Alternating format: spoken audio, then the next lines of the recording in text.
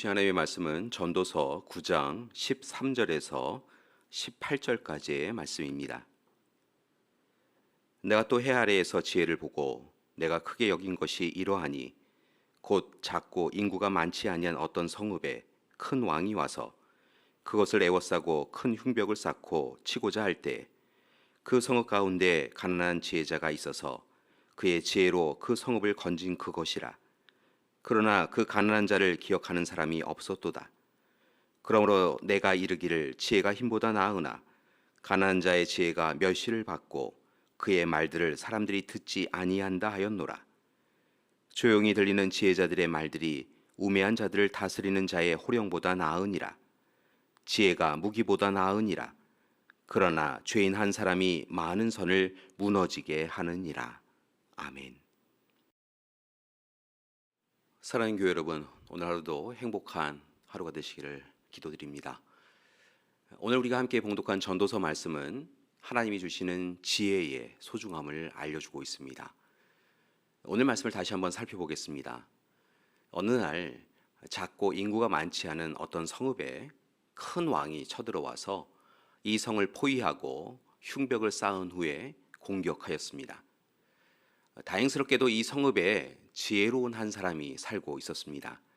그리고 그 성의 사람들은 지혜자의 도움을 받아서 성을 지켜낼 수 있었습니다. 그러나 위기가 사라지면서 사람들은 어느새 그 가난한 지혜자를 기억하지 못하게 되었습니다.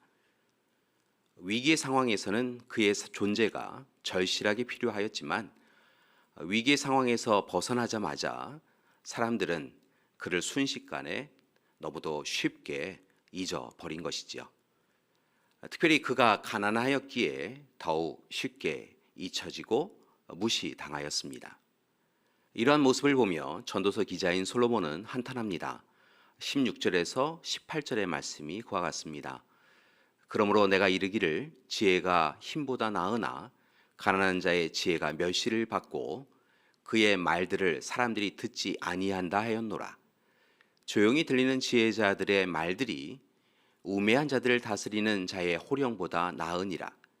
지혜가 무기보다 나으니라. 그러나 죄인 한 사람이 많은 선을 무너지게 하느니라.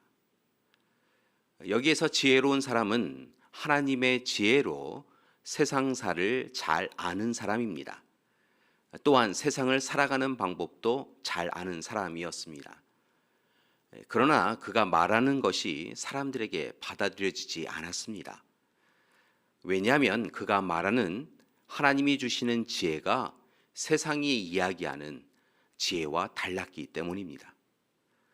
세상은 세상의 지식, 경험, 기준이라고 하는 이유로 세상을 따르라고 이야기하였는데 지혜자는 오히려 이런 세상의 방법을 헛되고 헛된 것, 허무한 것이라고, 아무 소용없는 것이라고 말합니다. 이에 전도사 기자 솔로몬은 이제 세상의 지혜가 아니라 하나님의 지혜를 구하라라고 권면합니다. 안타까운 것은 실제로 하나님께 지혜를 얻은 사람이 많지 않다는 것입니다. 왜냐하면 스스로 지혜가 부족하다고 생각하는 이들이 많지 않았습니다. 자신의 어리석음을 깨닫지 못하니 변화하고자 하는 마음도 그들에게 없었습니다. 그래서 그들은 하나님의 지혜를 구하지 아니하였고 자신의 경험과 지식을 의지하였습니다. 분명한 것은 사람의 지혜는 무능력하나 하나님의 지혜는 우리에게 다른 삶을 살게 하여 줄 정도로 능력이 있습니다. 따라서 우리는 야고보서 1장 5절 너희 중에 누구든지 지혜가 부족하거든 모든 사람에게 후히 주시고 꾸짖지 아니하시는 하나님께 구하라. 그리하면 주시리라 라는 말씀처럼 오직 하나님의 지혜를 구하며 살아야 할 것입니다. 교회 여러분, 사람의 지혜로움이 하나님의 어리석음만 못함을 기억하시고 이제 오직 힘써서 하나님의 지혜를 구하며 사시기 바랍니다. 사람을 의지하지 마시고 오직 하나님을 의지하며 살아가셔야 합니다. 그렇다면 하나님이 주시는 지혜는 구체적으로 어떤 지혜일까요? 그것은 귀한 것을 귀한 것으로 분별할 줄 아는 지혜입니다. 감사할 것을 아는 지혜입니다. 은혜를 은혜로 받을 줄 아는 지혜입니다. 하나님의 지혜는 우리를 온전하게 해줄 뿐만 아니라 바른 것을 선택하고 또한 집중하게 해줍니다. 따라서 교회 여러분, 우리는 하나님이 주시는 지혜를 간구해야 합니다. 힘써서 하나님의 지혜를 구해야 합니다. 교회 여러분, 사람의 지혜로는 이해할 수 없는 일에 대하여 여러분 하나님의 지혜를 구하셔야 합니다.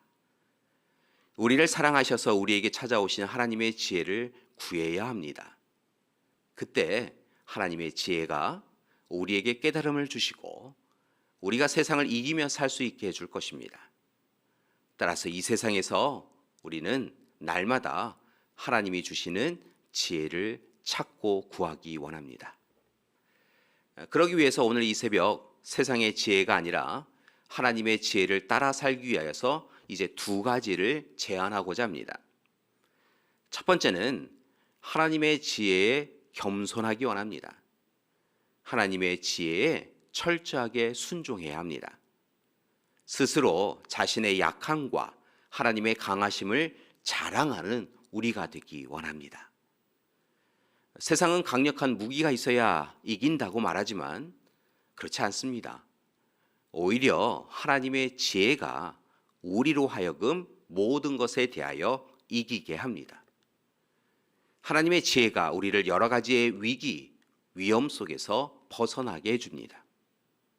하나님은 온유와 겸손으로 하나님의 지혜에 순종하는 이들을 통하여서 하나님의 일을 이루어 가십니다.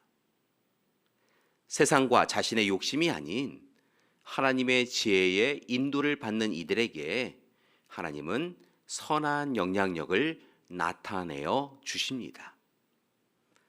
따라서 하나님의 지혜에 겸손하게 순종하시기 바랍니다. 두 번째는 하나님의 지혜의 은혜를 잊지 않아야 합니다. 우리는 너무도 쉽게 하나님의 지혜가 인도해온 지난 시간의 은혜를 잊으며 살아갑니다. 공기나 물보다 더 쉽게 하나님의 은혜를 잊어버립니다. 오늘 말씀에서도 지혜자의 도움이 없었다고 한다면 그들은 분명 멸망하였을 텐데 그 위기를 벗어나자마자 사람들은 지혜자를, 그의 지혜를 잊어버렸습니다. 교회 여러분, 하나님 지혜의 은혜를 잊지 말아야 합니다. 특별히 한 가지 기억하실 것은 하나님은 형통의 시간을 통하여서도 은혜를 베푸시지만 고난과 아픔을 통하여서도 그 시간을 통하여서도 은혜를 베풀어 주신다는 것입니다.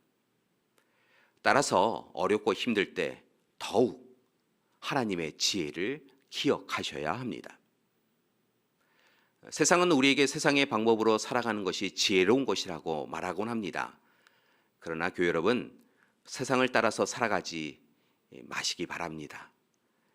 그것은 어리석은 이들이 구하는 것이요, 결국 세상과 버타여 살아가는 이들에게는 심판이 임박하여 있습니다.